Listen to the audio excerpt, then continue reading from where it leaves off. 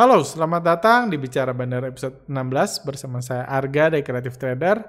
Seperti podcast-podcast minggu sebelumnya, saya akan membahas mengenai pergerakan IHSG, apa yang bisa kita pelajari dari perdagangan seminggu terakhir, dan apa juga yang bisa kita persiapkan untuk perdagangan seminggu ke depan. Juga nanti saya akan membahas mengenai Warren Buffett yang kembali masuk ke market. Juga saya akan membahas mengenai kasus Joska yang dalam video kemarin saya juga membahas kegagalan dalam menggoreng saham LAK itu berakibat akhirnya merugikan banyak nasabah Joska yang sampai sekarang masih viral dan kontroversial. Saya juga akan sedikit membahas apa yang bisa kita pelajari dari kasus itu supaya rekan-rekan ke depan nggak jadi korban yang sama kayak gitu. Nggak jadi korban yang sama dari kasus ini, seperti itu. Oke, langsung aja kita bahas. Untuk IHSG sendiri, seminggu kemarin bergerak stagnan, kinerjanya plus 0,07%. Seperti kita lihat di grafik ini, Senin pagi naik, dibanting, sorenya dibanting, Selasanya mulai dikerek naik. Seninnya naik, dibanting, naik lagi, Selasa dikerek naik, Rabu dikerek naik, terus Kamis sore mulai turun, akhirnya Jumat turun lagi, terakhir di penutupan dinaikin lagi jadi plus. Dan seperti kami bahas juga dalam podcast sebelumnya, minggu lalu, di mana saat ini pembahasan IHSG sudah nggak terlalu penting lagi, karena kita tahu ekonomi udah nggak berhubungan lagi dengan bursa saham, dan IHSG sendiri memang nggak dalam fase bullish karena investor asingnya belum dalam fase akumulasi. Jadi IHSG tentunya akan sangat sulit naik. Jadi fokus kita di masa sideways IHSG ini jelas, seperti kami juga pesan di podcast minggu lalu, fokus kita ya tentunya memanfaatkan jadwal manggung bandar-bandar lokal. Seperti itu. Itu yang kami bahas, tekankan di podcast sebelumnya. Dan itu juga riset kami yang sedang kami dalami. Meriset lagi tentang jadwal manggung. Bandar mana aja nih yang manggung.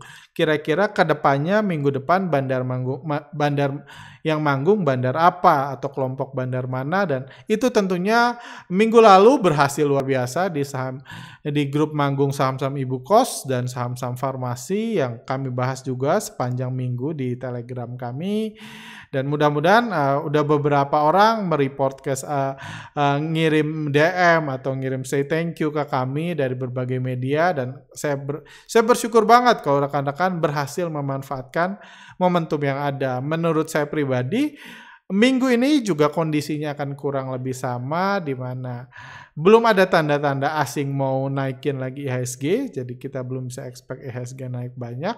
Tapi kalau dilihat banyaknya bandar-bandar yang manggung dan beberapa sepertinya belum selesai gitu, show-nya belum full kayak gitu, jadi saham-sahamnya kemungkinan masih akan digoreng-goreng lagi minggu depan. Jadi itu riset kami, dan saya pun berharap mudah-mudahan terlepas dari IHSG yang nggak bisa kemana-mana, ekonomi yang terpuruk, kayak gitu, mudah-mudahan kita sama-sama bisa memperoleh keuntungan.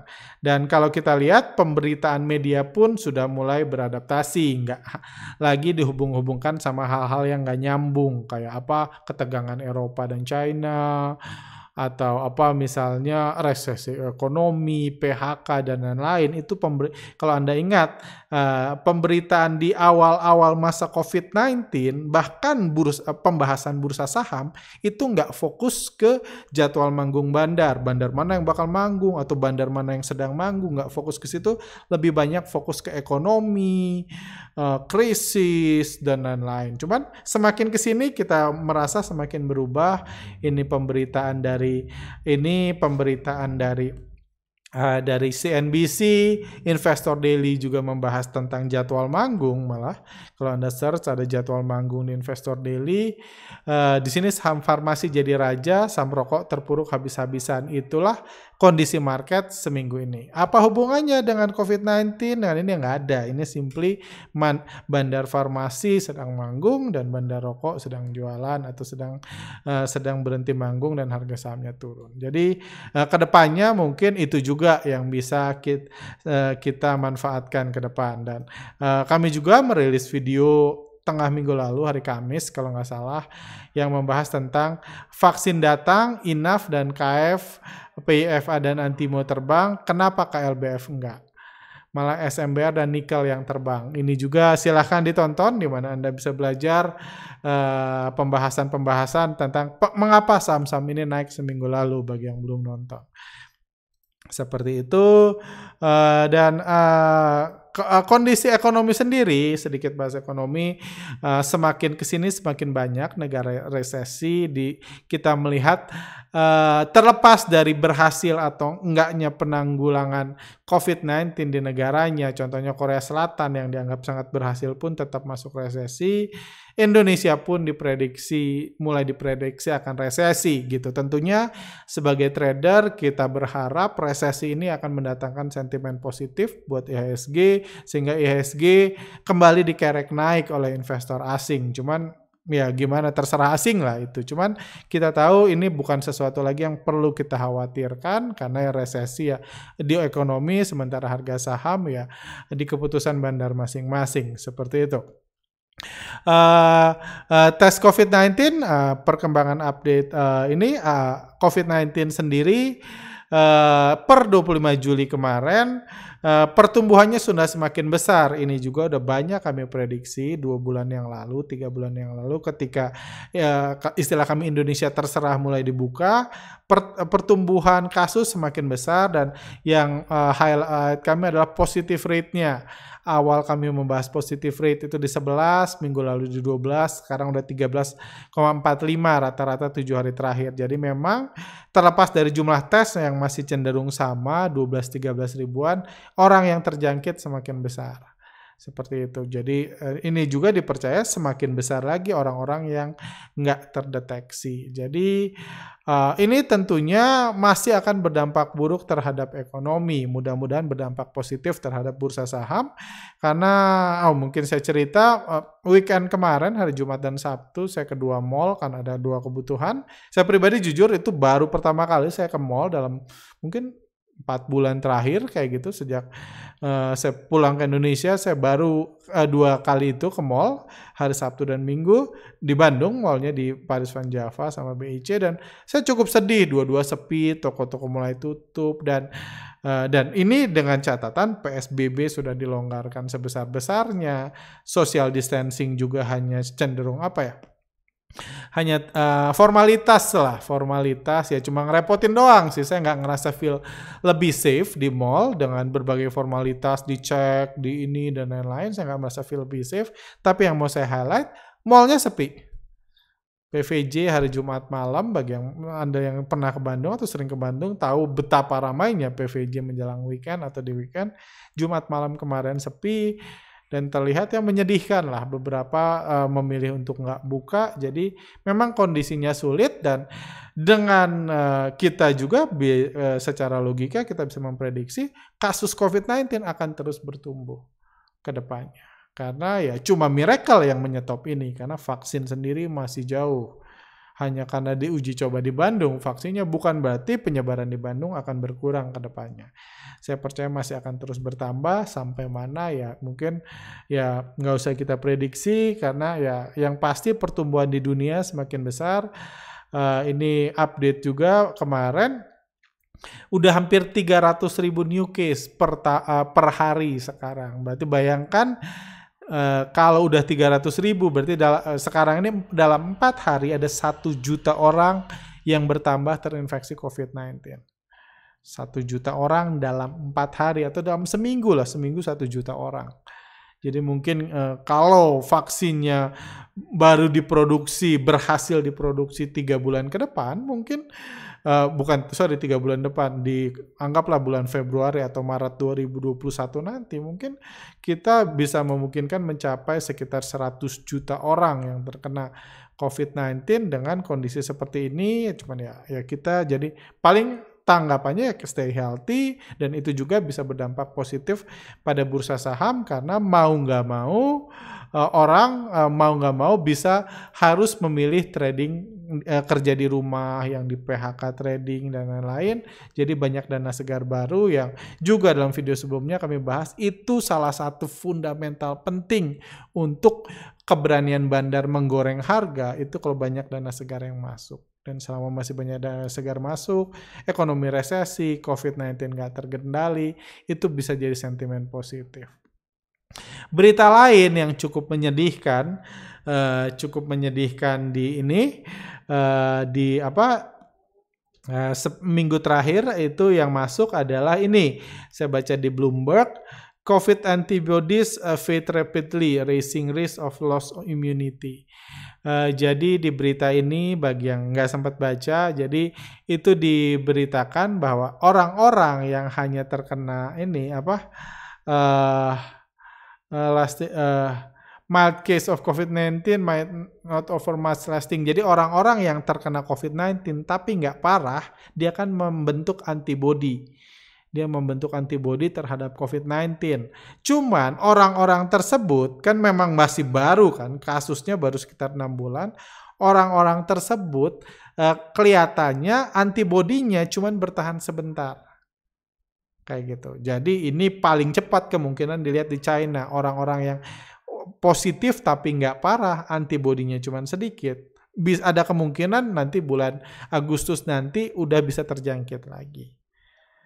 Jadi itu tentunya sesuatu yang cukup mengkhawatirkan buat kita, karena artinya apa, yang kena bisa kena lagi. Mungkin nggak dalam sebulan pertama, nggak dalam 2 bulan pertama, tapi dalam 6 bulan ke depan itu ini bisa berakhir. Vaksin juga so far diprediksi akan seperti itu. Jadi ini buat persiapan aja kita, selain kita berdoa supaya produksi vaksin bisa secepat mungkin, tes-tes yang di fase 3 bisa berhasil dalam 6 bulan ke depan, dan mungkin 10 bulan lagi kita bisa udah divaksin. Tapi satu hal juga, yang misalnya AstraZeneca berharap vaksin yang mereka suntikan, yang dibuat sekarang, mereka suntikan berharap bisa bertahan 1 tahun. Jadi mereka pun nggak terlalu optimis bisa bertahan 1 tahun. Jadi bisa aja setiap 6 bulan sekali, nanti setelah vaksin ada, kita harus disuntik COVID-19. Karena ini lagi ngomong global pandemic, di mana virusnya bisa muncul kapan aja. Bisa muncul di mana aja, dari mana aja, dan kapan aja. Karena kita nggak bisa berharap semua orang punya cukup uang, kepedulian untuk divaksin setiap 6 bulan. Yang membuat virusnya hilang atau berkurang signifikan. Jadi itu yang terjadi. Virusnya jadi tentunya ini buat perusahaan farmasi yang memproduksi, tentunya ini bisa jadi pendapatan repeat order terus-menerus kan, vaksin COVID-19 ini. Repeat order terus-menerus karena 6 bulan disuntik lagi, 6 bulan disuntik lagi, atau 1 tahun disuntik lagi. Seperti itu. Jadi kembali lagi, sekarang baru fase 3, sekarang baru benar-benar diuji, belum tentu juga yang diuji itu bakal berhasil. Bisa aja mungkin berhasil ke orang orang di bawah 30 tahun, tapi 50 tahun ke atas gagal, dan lain-lain. Kalau kayak gitu kan nggak bisa dipakai juga. Atau ya dipakai bagi sejumlah orang, mungkin nggak dikasih license-nya. Jadi intinya seperti yang kami bahas, ini udah kami bahas di podcast episode 1, episode 2, intinya ini masih perjalanan panjang. Kita harus siap-siap dengan kondisi-kondisi yang terjadi ke depan. Ya mungkin sekarang udah lebih banyak understanding kita. Seperti itu. Balik ke bursa saham, ini berita menarik juga kejadian. Jadi beberapa minggu terakhir Warren Buffett terus di-highlight. Warren Buffett dianggap lost some of his mojo, says long-time Berkshire shareholder with millions at stake. Jadi bahkan para pemegang saham Berkshire shareholder Berkshire pun menganggap Warren Buffett sudah nggak relevan lagi Seperti itu, ini sesuatu yang menarik. Tapi hari Kamis atau Jumat kemarin keluar berita Warren Buffett akhirnya masuk lagi ke bursa saham. Kita tahu bursa saham sudah rally luar biasa sejak dimulainya lockdown dan dimulainya kehancuran ekonomi. Bursa saham rally luar biasa dan Warren Buffett karena memang dia memegang teori-teori fundamental di awalnya, dia memutuskan untuk cut loss saham Airlines terbang, cut loss harga saham banking terbang bankingnya, dan sekarang dia memutuskan untuk beli saham Bank of America sepertinya minggu lalu, menambah saham Bank of America yang sudah naik 30% dari level terendahnya. Seperti itu. Jadi banyak yang mengkritik kami karena kami menganggap post kami itu meledek Warren Buffett, di mana kami bilang bukti kehebatan Warren Buffett adalah jual di harga murah, beli lagi mahal. Itu kan yang dilakukan. Cuma jujur saya pribadi, saya mengatakan ini justru kehebatan Warren Buffett, bukan maksud mengkritik. Yes, dia dirugikan karena dia jual di bawah, beli di atas, ya secara finansial dia dirugikan. Tapi wajar seorang trader, seorang investor gagal, itu wajar, even Warren Buffett sekalipun. Tapi yang perlu di-highlight adalah kemauan dia buat berubah. Dia pun sudah paham, sudah sama-sama menyadari bahwa udah nggak ada hubungannya lagi nih sama ekonomi dan lain-lain saat ini, dan dia memutuskan untuk pelan-pelan masuk. Orang yang sesabar Warren Buffett pun akhirnya setelah 3 bulan 4 bulan rally seiring dengan kehancuran ekonomi, dia melihat dan dia masuk lagi walaupun masih dalam jumlah kecil, tapi ini membuktikan dia siap berubah. Seperti kami bahas di post Instagram kami, Warren Buffett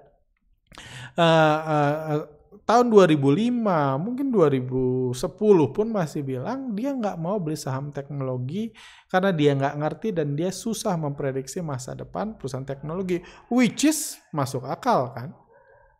Masuk akal banget itu dia bilang seperti itu. Cuma menariknya terlepas dari itu, dia masih memutuskan untuk, akhirnya dia memutuskan untuk beli saham Apple, terus kemarin saya lihat dia juga beli saham Amazon. Kayak gitu, beli saham Amazon. Jadi bagi Anda yang merasa ngefans sama Warren Buffett, Anda tahu Warren Buffett saat ini itu ya seperti investor pada umumnya. Dia nganggap Apple bagus, dia beli. Dia nganggap Amazon bagus, dia beli. Kayak gitu. Jadi ini pembelajaran lain yang bisa kita ambil bahwa pembelajaran lain yang bisa kita ambil bahwa masa-masa investasi jangka panjang, beli perusahaan mutiara dan lain-lain itu sudah nggak berlaku saat ini. Even Warren Buffett pun beli saham Apple, beli saham Amazon ketika harganya udah naik puluhan bahkan ratusan kali lipat dibanding harga IPO-nya. Seperti itu. Jadi itu bisa, ya, saya sharing pendapat aja, sudah nggak berlaku. Warren Buffett bisa sekaya sekarang karena dia trading 50 tahun lalu. Jadi kalau Anda mau pakai metode dia, Anda harus mundur 50 tahun lalu, ikut beli saham yang dia beli. Seperti itu. Which is, ya nggak bisa kan. Jadi sekarang Warren Buffett pun beli Apple kok. Anda bisa ikut beli Apple. Cuman tentunya dia punya skill, punya ketenangan, punya kesabaran, itu yang adalah skill-skill yang dibutuhkan oleh seorang trader atau investor. Dia punya itu lebih baik dari kita. Kayak gitu. Seperti itu. Oke, sebentar. Oke, dan salah satu ya seperti kami juga sudah bahas sejak beberapa bulan terakhir bahwa salah satu yang memicu di mana bursa yang terus bullish dan terus naik itu karena di mana-mana sekarang orang trading saham.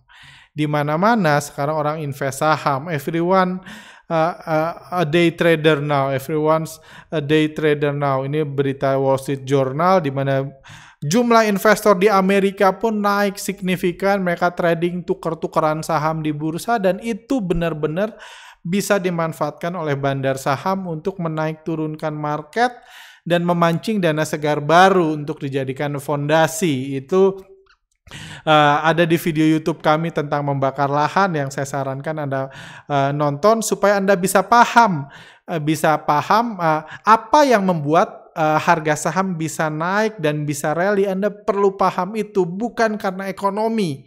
Karena itu bukan karena ekonomi. Karena kalau harga saham naik karena ekonomi harus baik dulu baru bursa naik. Itu bukan karena itu. Jadi di situ saya menjelaskan mekanisme di mana pentingnya dana segar yang masuk untuk kenaikan IHSG dan bursa saham dunia, dan itu disadari Warren Buffett, dan itu juga bahkan dia nggak malu untuk masuk lagi. Saya sangat respect beliau karena itu, benar-benar respect.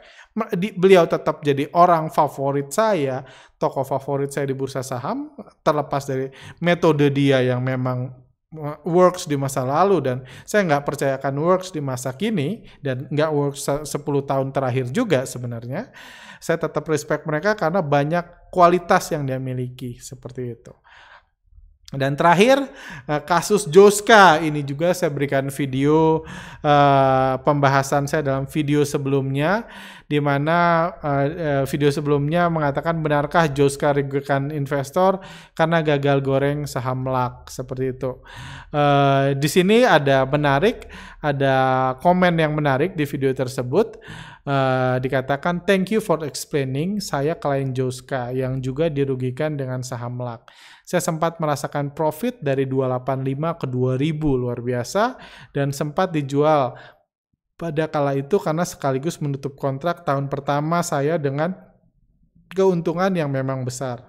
Setelahnya saya lanjut masukin tahun kedua, sekarang nyesal banget, dan Joska masih lanjut beli lagi sahamnya di 1.700-an. Kemudian mereka sempat average down, sekarang punya saya di 1.400-an. Betul, emang nggak dijual-jual, dan mereka berkali-kali meyakinkan kalau saham ini fundamentalnya bagus dan sekarang sudah terlanjur begini. Menurut Mas, mendingan saya cut loss saja tapi sudah minus 7% atau saya biarkan dulu hingga menerima pertanggungjawaban dari Joska. Menarik, thank you sharingnya Bapak WTA ini. Jadi mungkin kita jadikan ini pembelajaran aja. Informasi yang saya dapat di sini bahwa klien Joska itu boleh jualan setelah setelah kontrak tahun pertamanya berakhir. Ini juga silahkan bagi yang mau menambahkan informasinya, silahkan tolong klarifikasi mungkin bagi rekan, apakah memang hanya bisa jual ketika kontrak berakhir yang saya bahas di video lalu, itu yang tentunya sangat dibutuhkan bandar untuk menggoreng, karena naikin harga gampang, nebelin antrian gampang, tapi bandar pun pengen memastikan ketika dia naikin harga, nebelin antrian jangan ada yang profit taking dong, dia yang keluar duit, kayak gitu. Itu yang saya bahas dalam video sebelumnya. Dan kalau setelah jatuh tempo dia boleh jual, tapi tentunya kalau bapak ini atau ibu ini beli di 285 masuk harga ke 2000, tentunya dia akan pengen invest lagi, dan itu juga yang terjadi, which is ya nggak perlu disesali. Mungkin bapak ini belum paham tentang bandarmologi pada saat itu dan masih percaya sama Joska karena dia bawa-bawa fundamental. Seperti itu. Cuman ya kalau saran saya nggak tahu. Jadi karena yang kita tahu yang sekarang dipermasalahkan adalah Joska nggak punya izin manajer investasi. Jadi seharusnya dia nggak membeli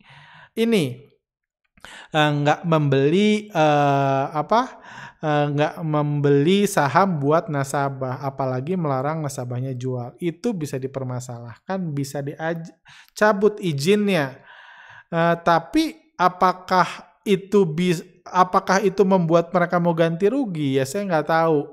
Saya nggak kenal kebetulan CEO-nya Joska, saya belum pernah ketemu, jadi saya nggak tahu tujuan dia apa, dia pengen settle, dan seberapa banyak orang yang disettle, karena lumayan loh nilai Joska ini, transaksinya dan keuntungan bandar yang diperoleh, kemarin dibahas ketika saham naik aja lumayan, kayak gitu. Kalau itu nasabah Joska semua lumayan ganti ruginya, cuman ya kalau dijual sekarang juga buat apa sih menurut saya, kayak gitu. Jadi mending tunggu dulu. Cuman kesalahannya masih samar-samar di sini. Apakah dia simply salah, dia simply nggak beruntung aja, dia nyewa sutradara, nyewa bandar untuk naikin harga, bandarnya kena bermasalah, busbar acaranya dan harganya jatuh. Apakah simply itu? Ataukah mereka memperoleh keuntungan di awal, tahu bakal digoreng kayak gitu, tahu bakal digoreng harganya, jadi dia beli di awal, terus di atas nasabahnya suruh beli, mereka jualan, itu butuh dibuktikan lagi.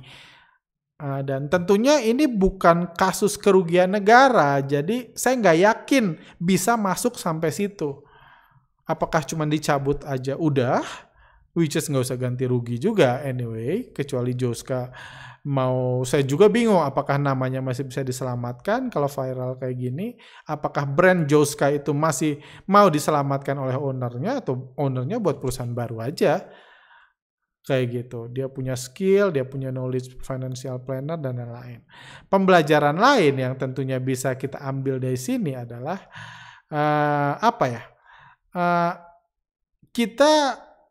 kita harus bisa menganalisa sendiri. Jangan percaya siapapun. Saya berulang kali di podcast ini mengatakan, jangan percaya siapapun termasuk saya. Analisalah sendiri. Jangan percaya siapapun yang ngomong fundamental perusahaan bagus kalau Anda nggak tahu sendiri perusahaannya. Ingat, fundamental saham yang bagus sekalipun, efeknya buat saham cuma satu. Efeknya dia nggak bangkrut. Kedua, dia akan ngasih dividen. Cuma itu efek dari fundamental saham yang bagus. Harga sahamnya naik, itu sama bandar, bukan sama fundamental. Itu sama bandar. Joska Look ini, kalau ini perusahaannya ada. Perusahaannya ada. Ngasih dividen, ngasih Rp5. Harganya sempat 2.000, bayangin Anda fundamentalnya bagus, ya dia kasih dividen Rp5. Rp5 untuk bisa ke harga 2.000 itu butuh 400 tahun. Bulan Mei lalu kalau nggak salah dia ngasih dividen Rp5. Bayangin yang nyangkut di 2.000. Jadi jangan asal percaya dibilang fundamentalnya bagus ketika melihat harganya naik. Karena yang naikin harga itu bandar. Joska sendiri ternyata dia sudah lebih cerdas dari ini. Dia tahu kalau dia beli BRI, seperti saya bahas videonya, beli BRI, Mandiri dan lain-lain, ya terlepas dari fundamentalnya bagus, dia cuma dapat dividen. Kayak gitu harga sahamnya turun karena asingnya nggak lagi naikin harga saham itu, lagi jualan 2 tahun terakhir. Jadi nggak bisa naik kan, BRI, Telkom, dan lain-lain. Jadi mereka melihat ada peluang lebih bagus, yaitu kerjasama sama bandar lokal yang bisa menjamin malah harga sahamnya dinaikkan tanpa perlu ada fundamental sekalipun. Kayak gitu. Jadi Joska sendiri kalau saya lihat dari komen-komennya, info-infonya, dia sudah jauh lebih cerdas dan sekarang tugas Anda adalah lebih cerdas lagi. Dan kalau Anda dibilang satu saham fundamentalnya bagus, saran saya Anda googling, gak usah percaya valuasinya murah, dia bakal jadi kayak Amazon dan lain-lain. Janganlah percaya orang yang lagi pengen jualan, yang dapat fee tinggi fee sampai berapa? 60%, kalau untung 200%, jangan percaya sama mereka. Apa yang Anda perlu lakukan, Anda googling. Ini saya kasih contoh cara googling. Tadi saya googling, ternyata dia kerjanya profesional 3D printing. Jadi dia bisnis printingnya ini 3D, printing 3D. Jadi ya ini perusahaan printing 3D. Ya biasa aja. Tadi saya googling lokasinya, saya lihat. Nah ini. Kantornya ini juga rupa di rotate gitu, jadi ngelihatnya harus miring gini. Ya inilah si Look itu, ya perusahaan printing lah. Kalau di Bandung namanya Tirta Anugrah kayak gitu. Tirta Anugrah. Cuma kalau di Bandung printingnya kertas lebih banyak omsetnya daripada printing 3D kayak gitu. Ini kantornya, ini post by owner. Kalau Anda mau lihat gambarnya langsung, itu kayak gini. Jadi kalau Anda yang di Jakarta mungkin bisa lihat di balik gedung ini ada perusahaan Look yang harganya pernah dihargai market cap-nya di 2000 itu mungkin 1 triliun lebih. Kayak gitu. Di situ Joska bilang, ini fundamentalnya bagus dan percaya terus naik. Jangan percaya. Perusahaan yang lihatnya aja harus miring kayak gini, kayak gitu, jangan percaya. Pakailah logika Anda.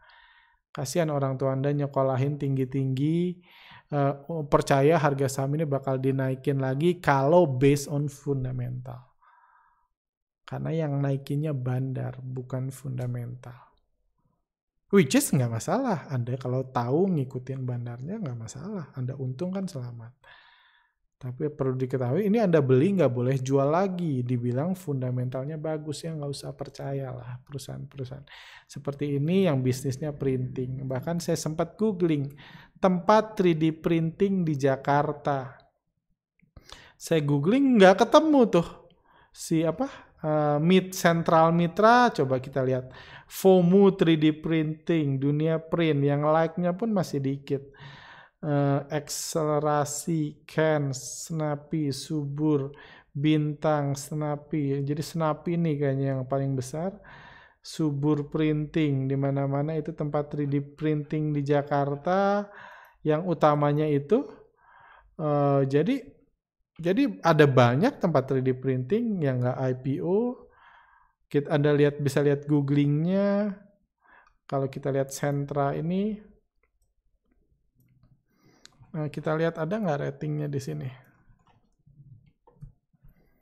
Nah, Sentra Mitra, ada 30 review Google, 4,5, ya berarti nggak banyak lah yang pernah ngeprint di sini kayaknya.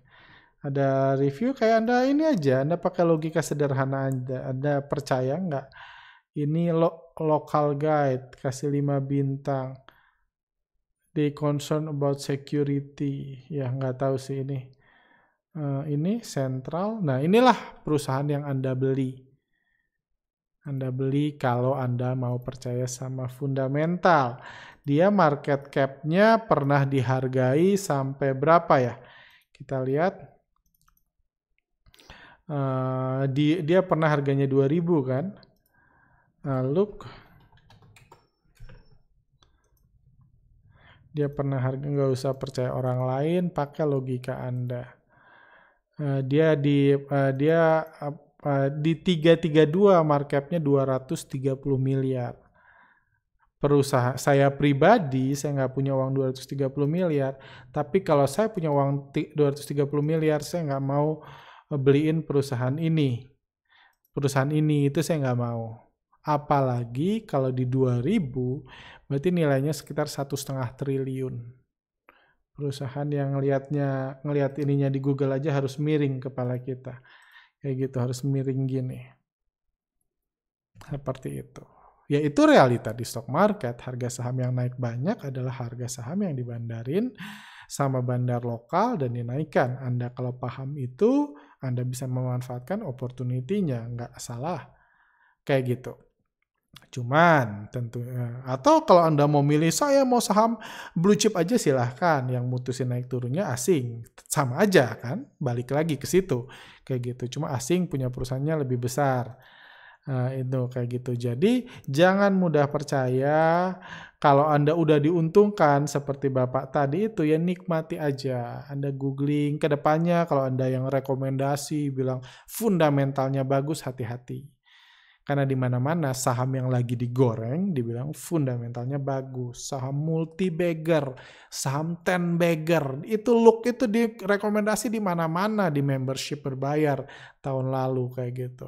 Dibilang saham 10-bagger, multi-bagger dan lain. Itu keren ketika bandarnya naikin.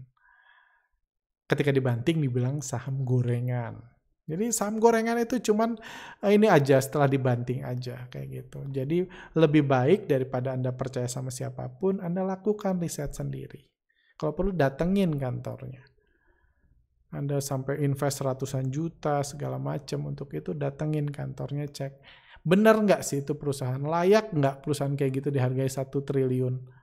Seperti itu. Oke, segitu aja dari saya. Oh ya, satu lagi. Mungkin yang mau saya share terakhir itu adalah ini yang saya ajarkan di kelas belajar saham dari nol lagi. Ini mungkin pesan yang saya mau kasih share terakhir buat rekan-rekan.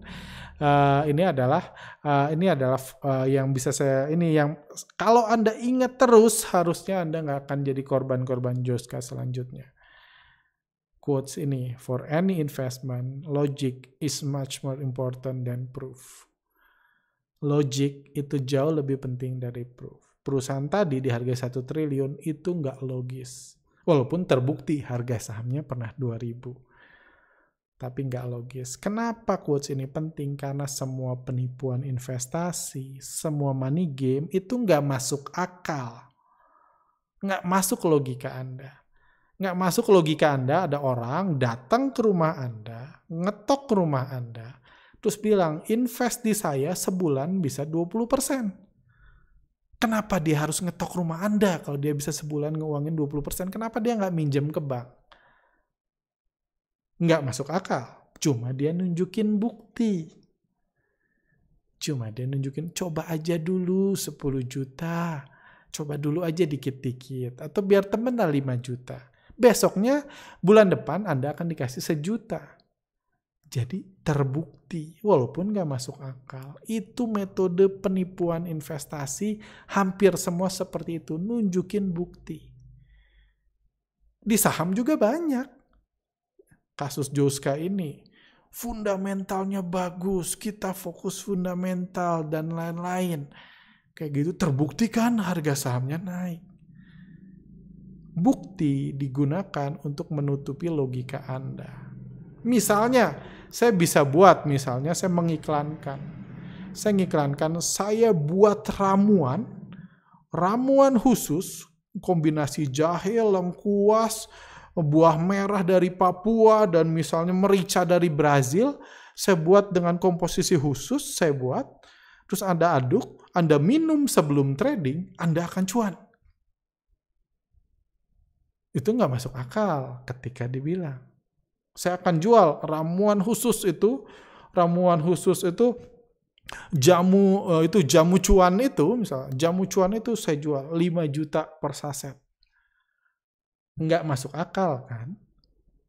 Tapi kalau dibuktikan, setiap hari saya nunjukin screen cap, saya buat Instagram, saya lagi minum jamu cuan.